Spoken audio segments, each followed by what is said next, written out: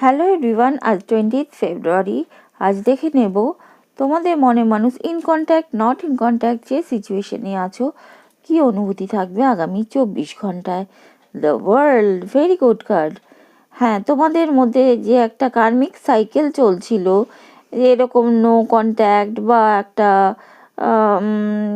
ঠিকঠাক তোমাদের সাথে সম্পর্ক না রাখা, সেই সব বিষয়গুলোর একটা পূর্ণতায় বা সেই সাইকেলটার সমাপ্তির পথে এসে গেছে বা আগামী 24 ঘন্টায় আসবে।